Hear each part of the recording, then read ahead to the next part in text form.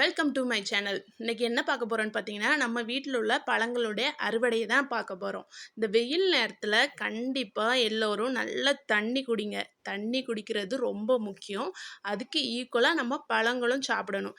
பழங்கள் சாப்பிட தான் ரொம்ப முக்கியம். நம்ம வீட்டில் ஃபஸ்ட்டு இப்போ நம்ம அறுவடை பண்ண போகிறது என்னன்னு பார்த்தீங்கன்னா, கொய்யாப்பழம். அதை அறுவடை பண்ணியாச்சு. அதில் வந்து விட்டமின் சி சத்துக்கள், நார் சத்து நிறைய இருக்குது. அதுக்கப்புறம் நம்ம அறுவடை பண்ண போகிறது என்னன்னு பார்த்தீங்கன்னா, திராட்சைப்பழம். ஏற்கனவே இந்த திராட்சைப்பழத்தை நீங்கள் பார்த்துருப்பீங்க. பாதி ஏற்கனவே நாங்கள் பறித்து தின்னுட்டோம். சரி இருக்கதை இனி நம்ம அறுத்துருவோம் அப்படின்னுட்டு இன்னைக்கு நம்ம கத்திரிக்கோலை வச்சு இது வெட்டுறோம். இந்த திராட்சைப்பழம் ரொம்பவே டேஸ்ட்டாக இருந்து, ஏற்கனவே இது டேஸ்ட்டாக இருக்கும்.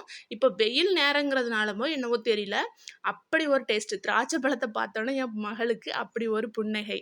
அவளுக்கு இது திராட்சை பழம் ரொம்ப பிடிக்கும். நம்ம இந்த செடிகளுக்கெல்லாம் கரெக்டாக அந்த வெயில் நேரத்தில் வந்து தண்ணி எல்லாருமே நல்லா ஊற்றுங்க. காலையில் ஒருக்கா, சாயங்காலம் ஒருக்கா முடிஞ்ச அளவுக்கு ஊற்றுனீங்கன்னா அந்த மரங்கள் வந்து கூட கொஞ்சம் நல்லாவே இருக்கும் பார்த்துருங்க. ஏன்னா வெயில் அப்படி அடிக்கி நமக்கே தண்ணி எவ்வளோ தேவைப்படுது, ஓயாமல் நம்ம குடிச்சிட்டே இருந்தாலுமே நம்ம உடம்பு எப்போவுமே ஒரு ஹீட்டாக தான் இருக்குது. அதே போல் தான் செடிகளுக்கும் நீங்கள் கண்டிப்பாக எல்லோரும் மறக்காமல் தண்ணி ஊற்றிடுங்க. அது வந்து செடிகளுக்கு நமக்கு நல்ல ஒரு காய்கள் தர்றதுக்கு நல்ல பயனாக இருக்கும். பழங்கள்லே எனக்கு ரொம்ப பிடிச்ச பழம் வந்து கொய்யாப்பழம் தான் பார்த்துடுங்க. வேறு எந்த பழம் இருந்தாலும் டக்குன்னு கை போகாது. ஆனால் கொய்யாப்பழம் இருந்தால் கண்டிப்பாக கை போகும். அந்தளவுக்கு எனக்கு கொய்யாப்பழம் ரொம்ப பிடிக்கும். ஒரே ஒரு ரோஸ் இருந்துச்சு. அந்த ஒரு ரோஸையும் நம்ம இப்போ பறிச்சிட்டோம். அதுக்கப்புறம் பப்பாளி மரத்தில் பார்த்தோம். சரி ஒரு 2 பழம் இருக்க மாதிரி இருந்து, சரி அதையும் பறிச்சிருவோம் அப்படின்ட்டு பப்பாளி பழத்தையும் பறிச்சாச்சு. அதுக்கப்புறம் பார்த்தீங்கன்னாக்கி இப்போ வந்து மாங்காய் வந்து ஒரு 2, 3 லைட்டாக கலர் கொடுத்துருது.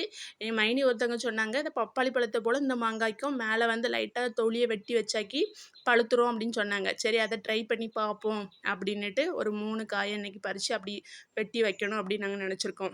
ஏன்னாக்கி மொத்தமாக நமக்கு ஒரே நேரத்தில் பழுத்தாலும் திங்க முடியாது. அதனால சரி வெட்டி வச்சு ஒரு சாம்பிள் பார்ப்போம் அப்படின்ட்டு நினச்சிருக்கோம். அடுத்ததான் நம்ம பார்க்க போகிறது பார்த்திங்கன்னா, இந்த மலைச்சித்தா. அது பாருங்கள் முந்தியே போல தான் கருத்து போகுது. என்ன கதைனே தெரியல. ஏதாவது சரி பழுக்குவா அப்படின்ட்டு பார்ப்போன்ட்டு ஒரு 2, 3 விளைஞ்சதை வெட்டி வச்சு ஏதாவது வழி இருக்கா, பானைக்குள்ளேயே வச்சு பழுக்க வைப்போமா அப்படின்ற ஒரு மைண்ட் செட்டில் ஒரு 2, 3 பழம் இன்றைக்கி பறிச்சிருக்கோம் பார்த்துடுங்க. அதாவது இந்த மரத்தெல்லாம் பார்த்தீங்கன்னாக்கி நமக்கு நல்லா காய்க்க தான் செஞ்சு என்ன கதைன்னு தெரியல.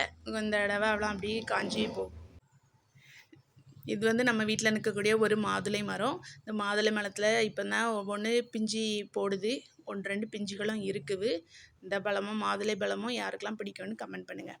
எல்லா பழத்தையும் பறித்து எங்கள் மேடம் முன்னாடி வச்சுருந்து அழகாக பார்த்துட்ருக்காங்க. இதில் கொய்யா, இந்த திராட்சை, இந்த 2ம் எனக்கு பிடிக்கும்.